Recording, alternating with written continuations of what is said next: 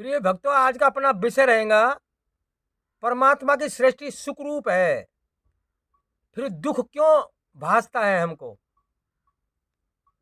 दुख क्यों होता है जब परमात्मा की सृष्टि सुखरूप है? तो प्रमाण आपको सुखरूप का रामचरितमानस में एक चौपाई लिखी हुई है, जिसको बड़े बड़े महान संत भी मतलब सम्मान करते हैं उस चौपाई का। कौन सी चौपाई है वो? हर सुनौ तातिये अखत कहानी, समझत बने न जाए बखानी। इसी बारी अंश जीव अविनाशी, चेतन अमल सहज सुख राशि। सुनौ तातिये अखत कहानी, समझत बने न जाए बखानी। इसी बारी अंश जीव अविनाशी, चेतन अमल सहज सुख राशि। अब देखो, यहाँ सहज में सुख राशि है, ईश्वर का अंश। और हम कौन है? ये देह के अंदर से जो बोल रहा है, होठ, जबान, ताड़ू, जिब्बा, प्राण वायु, ये वही चेतन अंश जो आत्मा है। जीव आत्मा कहो, आत्मा कहो, अंश कहो, वो एक ही बात है। कोई चेतन है इस शरीर को जानने वाला, बोलने वाला? कोई जड़ वस्तु नहीं है। अगर आप कहो मन है, मन तो उपाधि है।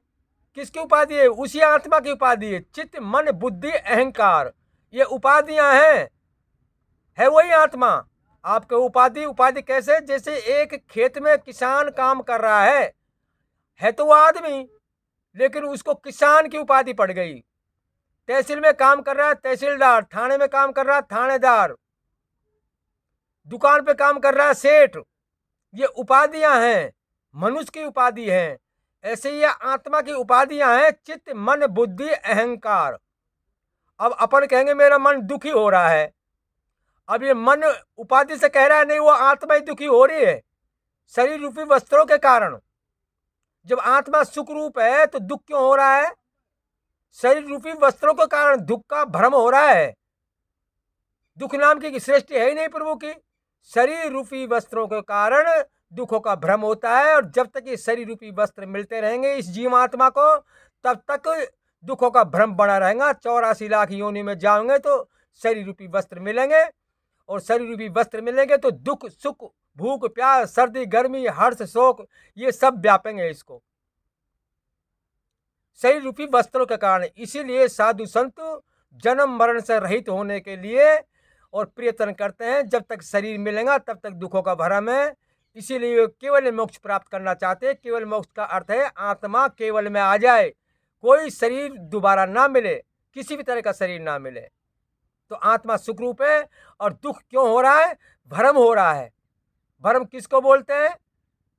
तो समझे इस भ्रम को। जैसे एक कमरे में रात्रि में आपको अंधकार के कारण कोई रस्सी दिखाई दी गई है, तो रस्सी की आकृति सर्प जैसी है, तो वो भय के कारण कपकपी लग गई, आवाज नहीं पड़ रही उसकी, बीपी हाई हो गई है और घबरा गया है, सरप सरप सरप, बोली भी सही उच्चारण नहीं हो रही है।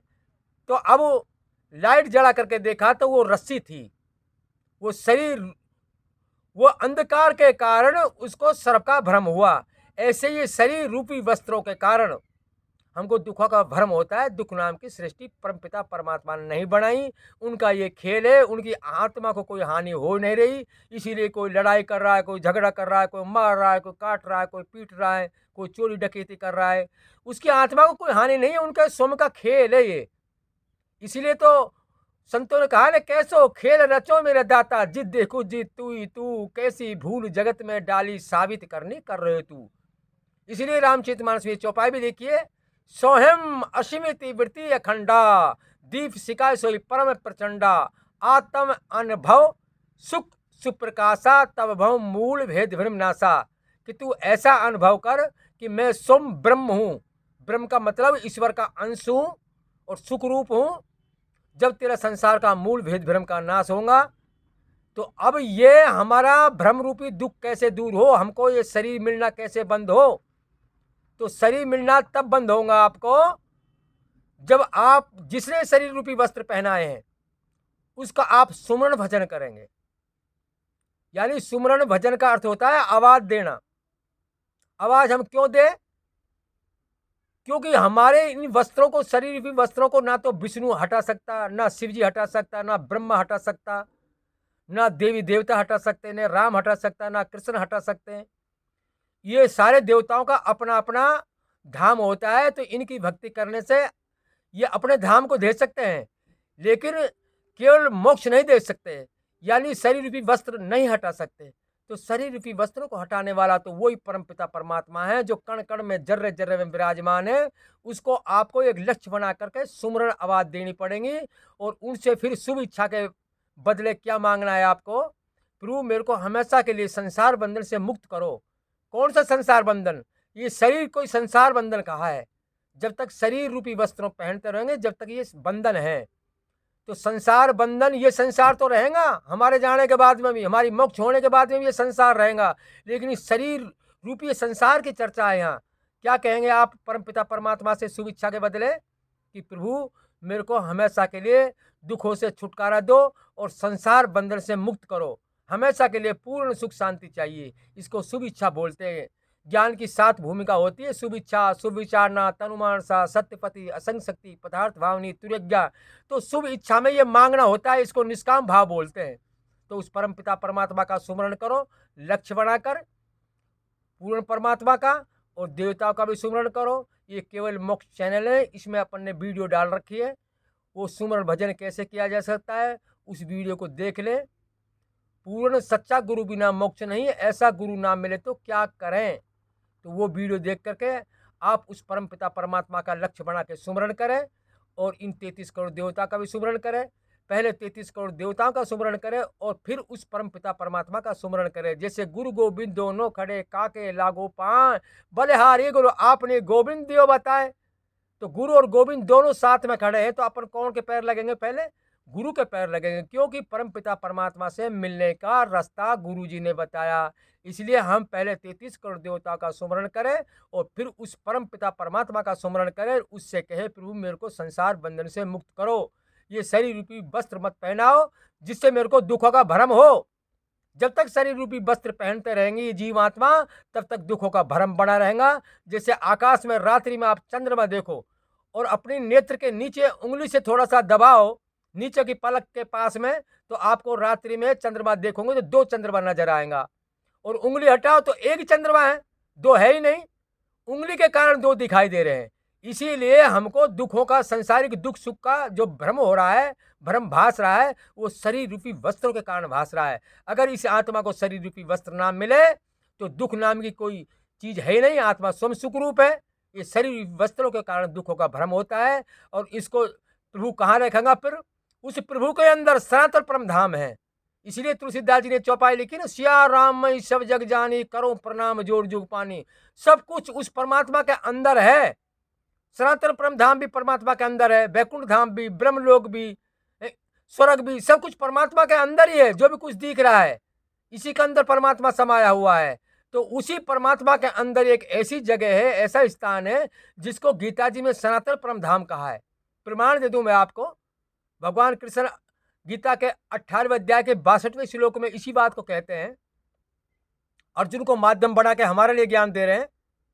हे अर्जुन, तू उस परमेश्वर की शरण में जा, उस परमेश्वर की कृपा से तू परम शांति तथा सनातन परम धाम को प्राप्त करेगा। उस परमेश्वर की शरण में जा, सनातन परम धाम को प्राप्त करेगा। सनातन परम धाम का मतलब है दोबारा तेरे को शरीर नहीं मिलेगा। उस परमात्मा के अंदर जो सनातन परम धाम है उसमें आप रहेंगे। कैसे रहेंगे? जैसे एक मधुमक्खी का जो छत्ता होता है, वो मधुमक्खी अपना रस लेने के लिए अपने छत्ते को छोड़ करके आती है, लेकिन कुछ मक्खियां ऐसी होती है जो गुलाब का फूल, चमेली का फूल, गेंदे का फूल, उसका रस लेकर के वापस अपने छत्ते में चली जाती है। और कुछ मधुमक्खियां ऐसी होती है जो बाजार में जाकर के, बाजार में दुकानदार के बड्डा गुड़ की लपटी में चिपट जाती है, तो उसके पंख उसमें चिपक जाते हैं बड्डे गुड़ की लपटी में। अब वो उड़ने का प्रयास करती है, लेकिन वो पंख चिपक गए, उड़ा नहीं जाता उससे। इसीलिए हम यह बड्डा गुड़ की लपटी का मतलब है कि विषय वासना, भोग वासना, मेरा तेरा है, मान सम्मान, राजा महाराजा, इनकी लड़ाई में लुट जाते हैं कि मेरे को राजा बन जाऊं मैं देश का, तो बड़ा सम्मान मिलेगा, मैं भोग विलास करूं, स्त्री तो चाहती है अनेकों पुरुषों से करूं, पुरुष चाहता है अनेकों स्त्रियों के साथ भोग विलास करूं। ये बड्डा गुड़ की लपटी है भाई, इसमें हम चिपक गए। 84 लाख योनि में दुख का भ्रम हमको भासता रहेगा। आत्मा सुखरूप है, लेकिन 84 लाख योनि में आपको वस्त्र मिलेंगे तो दुख का भ्रम होता रहेगा आपको। इसलिए वो जो चतुर्मुखियां हैं, गुलाब का फूल, मोगरे का फूल का रस लेकर के वापिस अपने छत्ते पे चली गई तो अब चैन से है ना। और जो बड्डा गुड़ की लपटी में चिपटी पड़ी है वो पीड़ा भोग रही है, दुख भोग रही है। तो ठीक से इसी तरह से समझ ले, हम मधुमक्खी यानी आत्मा जो है सनातन परम धाम से आई है और अभी तक वापिस हम वहां नहीं पहुंचे हैं। जो मधुमक्खियां पहुंच गई वो तो अपने मौज में, और जो संसार में भ्रमण कर रही है 84 लाख योनि में, वो कष्ट में है। मान लो आपको कुत्ता योनि प्राप्त हो जाती है और सीजन में आप कुत्तियों के पीछे भागते फिरते हुए लड़ाई झगड़े में घाव हो जाता है सिर में या गर्दन में या कमर में, तो आपका आधा शरीर को कीड़ा खा जाते हैं 20-25 दिन में, और रोता चिल्लाता भागता फिरता है, उसको भोजन भी नहीं मिलता है। कितनी भ्रम रूपी पीड़ा भोग करके मरता है वो। उस टाइम तो हकीकत है ना उसको। जैसे सपने में सर काटे को विन जागे दुख दूर ना हो। जब तक सपना दिख रहा है 1 घंटे का, तब तक तो आपको दुख है ना। सुख कब होगा? जब आप सपने से जग जाएंगे। तो ऐसे हम 84 लाख योनियों में दुखों का सपना देख रहे हैं। अब जब तक सपना देख रहे हैं, जब तक तो सत्य है, झूठा कब होगा? जब हमको शरीर मिलना बंद हो जाएगा। जैसे रात्रि में सपना देखा और जगने के बाद में झूठा है, ऐसे हम 100 साल का सपना देख रहे हैं। अब इस शरीर में भी, मनुष्य शरीर में भी 100 साल का सपना देख रहे हैं। दुखों का ही सपना देख रहे हैं, सुख का नहीं देख रहे हैं। तो शरीर छूटने के बाद में जब परलोक में जाकर के सिर धुन धुन के पछताएंगा। इसलिए तुलसीदास जी ने कौन सी चौपाई लिखी? केवल मोक्ष के लिए। केवल मोक्ष का अर्थ होता है दोबारा शरीर का ना मिलना। अब शरीर को हमको किसने पहनाया? उस परमपिता परमात्मा ने पहनाया, उसी को आवाज देनी है। राम का, कृष्ण का, ब्रह्मा विष्णु महेश का पहनाया हुआ नहीं है ये शरीर। उस परमपिता परमात्मा की प्रेरणा से ब्रह्मा ने पहनाया या विष्णु ने पहनाया या किसी ने पहनाया, प्रेरणा तो उसी परमपिता परमात्मा की है। इसलिए तुलसीदास जी ने चौपाई लिखी रामचरित में, बड़े भाग मानस तन पावा, सुर दुर्लभ सब ग्रंथन गावा। साधन धाम मोक्ष कर द्वारा, पाइए न जई परलोक सवारा। 100 प्रत्र दुख पाइए, सिर धुन धुन पछताई। काले कर्म ईश्वर ही मिथ्या दोष लगाई। बड़े भाग मानस तन पावा, सुर दुर्लभ सब ग्रंथन गावा। साधन धाम मोक्ष कर द्वारा, पाइए ने जई परलोक समारा। 100 प्रत्र दुख पाइए, सिर धुन धुन पछताए। काले कर्म ईश्वर मिथ्या दोष लगाई। परलोक में जाकर के सिर धुन धुन के पछताएगा, काल के कर्म के ईश्वर के मिथ्या दोष लगाएगा।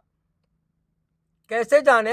ये सिर तो हमारा यहीं रह जाएगा, या तो अग्नि को सौंप दिया जाएगा, या जल में पटक दिया जाएगा, मिट्टी में दबा दिया जाएगा। कौन सा सिर होता है वहां परलोक में जाकर के पछताया जाएगा? कि हमारे देह के अंदर सूक्ष्म शरीर है 17 समूहों का, 5 ज्ञान इंद्री, 5 कर्म इंद्री, मन और बुद्धि। ये सूक्ष्म शरीर है। स्थूल शरीर तो बिस्तर पे लेटा हुआ है, रात्रि में सपना देख रहे हैं आप, जो सूक्ष्म शरीर से देख रहे हैं, और सूक्ष्म शरीर से आप दुख सुख का अनुभव कर रहे हैं जब तक सपना देख रहे हैं, जब तक। और सपने से जगा तो दुख नहीं। इसीलिए ये शरीर में से पेवर आत्मा निकलती है। जब ये शरीर पूरा होता है, परलोक में जाना होता है, तो धर्मराज के पार्षद, ये यमराज के पार्षद आते हैं इस जीवात्मा को लेने के लिए। तो वो गूठे के बराबर एक सूक्ष्म शरीर पहनाते हैं। उस सूक्ष्म शरीर के द्वारा हमको परलोक में सिर धुन धुन के पछताना होता है। अगर वो कहते हैं नरक भोगो और 84 लाख योनि में जाओ, तो वहाँ उस सूक्ष्म शरीर के द्वारा हमको भ्रम होगा, सूक्ष्म शरीर के द्वारा। अगर सूक्ष्म शरीर हट जाए तो दुख है ही नहीं, तो सूक्ष्म शरीर वहां तक जाएगा। जब तक हम परमात्मा का सुमरण नहीं करेंगे, जब तक सूक्ष्म शरीर मिलता रहेगा, तो परलोक में जाकर के सिर धुन धुन के पछताएगा उस सूक्ष्म शरीर से। स्थूल का शरीर तो यहीं रह गया है, सिर यहीं रह गया है।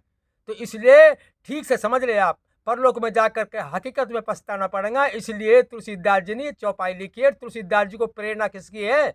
उसी परमपिता परमात्मा की प्रेरणा है, उनका ये खेल है। हमको समझाने के लिए उन्होंने ग्रंथ लिखवा दिए और ग्रंथों में सारी बात लिखी हुई है, लेकिन हम विश्वास नहीं करते उन शब्दों पे। इसीलिए हम बार बार दुखों की घेरे में आए हुए हैं और सुख चाहते हैं, संसारिक भोग वासना चाहते हैं, अच्छा खाना अच्छा पीना। इसलिए भैया यहाँ सुख नहीं है। इसलिए शिव जी ने क्या कहा? उमा कहूँ में अन्न भाव अपना, सत हरि भजन जगत सब सपना। अब भजन हम किसका करें? भजन उसका करें जो संपूर्ण सृष्टि में सर्वव्यापी सब्जी के समाया हुआ है, जिसको सर्वज्ञ प्रभु कहा है, सर्वव्यापी कहा है। उसका भी सुमरण करें और इन 33 करोड़ देवताओं का भी सुमरण करें। पहले 33 करोड़ देवता का सुमरण करें और फिर उस परमपिता परमात्मा का सुमरण करें। और आगे जो आपको ज़्यादा जानकारी चाहिए तो इस केवल मोक्ष चैनल में पूर्ण सच्चा गुरु बिना मोक्ष नहीं, ऐसा गुरु ना मिले तो क्या करें, उस वीडियो को देखें और उस परमपिता परमात्मा का सुमरण भजन करें और परहेज करें। तब आपको ये शरीर रूपी वस्त्र परमपिता परमात्मा नहीं पहनाएगा तो ये केवल मोक्ष को प्राप्त हो जाएगा। केवल मोक्ष का अर्थ होता है दोबारा शरीर का ना मिलना। इसलिए आत्मा सोम अखंड सुख रूप है। इसलिए सारा संसार में जितनी भी जीवा जून है सब सुख की तरफ भाग रही है, लेकिन सुख संसारिक में ढूंढ रहा है, भोगों में, स्त्री में, पुरुष में, मान में, सम्मान में, खाने में, पीने में। वहाँ है ही नहीं वस्तु, धरी कहीं, ढूंढे कहीं, कैसे हावे हाथ। इसलिए उस परम पिता परमात्मा का सुमरण करो। यहाँ मैं अपनी वाणी को विराम दे रहा हूँ।